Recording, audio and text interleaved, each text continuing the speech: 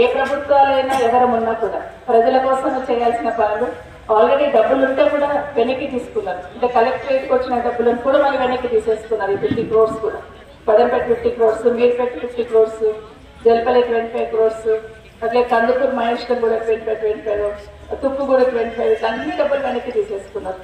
కందుకూరు మహేశ్వరంలో అయితే ఓన్లీ కుల సంఘాలకు ఒక మోడల్ గా మహేశ్వరంలో కుల సంఘాల బిల్డింగ్ ఎట్లుంటాయని ఒక మోడల్ హెడ్ క్వార్టర్ కి గ్రామ పంచాయతీ నుండి మహేశ్వరం హెడ్ క్వార్టర్కి వస్తే మేము ఏదో కూర్చోవాలి ఎక్కడ పోవాలి అనే ఆలోచన లేకుండా మన కమ్యూనిటీకి సంబంధించిన బిల్డింగ్ ఉంది అట్లా కూర్చోండి వెళ్ళి మేము వచ్చి మాట్లాడతామనే లెవెల్లో ధైర్యాన్ని ఇవ్వాలని ఒకే దగ్గర ల్యాండ్ అలాట్ చేసి ప్రతి కమ్యూనిటీ కూడా అమౌంట్ అలాట్ చేస్తున్నాం. ఒక 20 lakhs ఒక దగ్గర, 15 lakhs ఒక దగ్గర.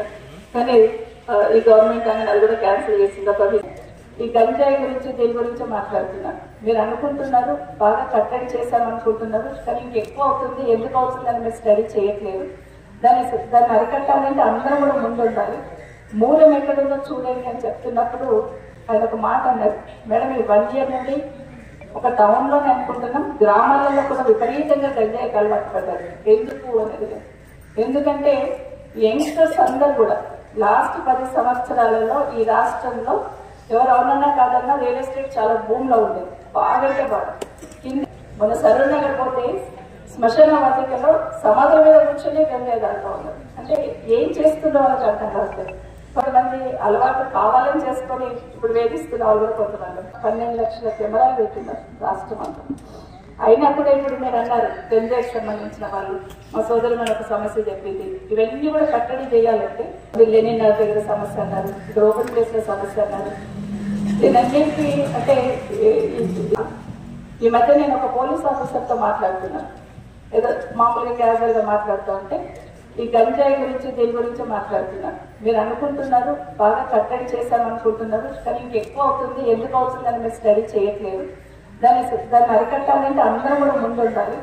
మూలం ఎక్కడుందో చూడండి అని చెప్తున్నప్పుడు ఆయన ఒక మాట అన్నారు, మేడం ఈ 1 year నుండి ఒక టౌన్లోనే అనుకుంటున్నాం, గ్రామాలలో కూడా విపరీతంగా గంజాయికి అలవాటు పడ్డారు. ఎందుకు ఈ గంజాయి గురించి దీని గురించి మాట్లాడుతున్నారు. మీరు అనుకుంటున్నారు బాగా కట్టడి చేశామనుకుంటున్నారు, కానీ ఇంకెక్కువ అవుతుంది, ఎందుకు అవుతుంది అని మీరు స్టడీ చేయట్లేదు. దాన్ని అరికట్టాలంటే అందరం కూడా ముందు ఉండాలి. మూలం ఎక్కడుందో చూడండి అని చెప్తున్నప్పుడు ఆయన ఒక మాట అన్నారు, మేడం ఈ 1 year నుండి ఒక టౌన్లోనే అనుకుంటున్నాం, గ్రామాలలో కూడా విపరీతంగా గంజాయికి అలవాటు పడ్డారు. ఎందుకు అనేది, ఎందుకంటే యంగ్స్టర్స్ అందరూ కూడా లాస్ట్ 10 సంవత్సరాలలో ఈ రాష్ట్రంలో ఎవరు అవునన్నా కాదన్నా రియల్ ఎస్టేట్ చాలా భూమిలో ఉండేది, బాగా బాగా. కింది స్థాయిలో ఉన్న యంగ్స్టర్స్ అందరూ కూడా చిన్న చిన్న ప్లాట్లు అమ్ముకునేవాళ్ళు, చిన్న 100 గజాలు, 50 గజాలు, 200 గజాలు.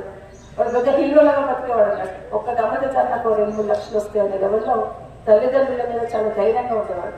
ఇప్పుడు అది ఇదేసరికి ఏం చేయాలో అర్థమైతలేదు. మన సరూర్ నగర్ పోతే శ్మశాన వాటికలో సమాధుల మీద కూర్చొని గంజాయి దాంట్లో ఉన్నారు. అంటే ఏం చేస్తుందో వాళ్ళకి అర్థం కావట్లేదు. కాబట్టి నిజంగా ఖాళీగా ఉన్నారు కాబట్టి వాళ్ళ దానికి ఒక రకమైన మూడ్లోకి వెళ్ళిపోయి అట్లా అలవాటు పడ్డ వాళ్ళు కొంతమంది ఉన్నారు.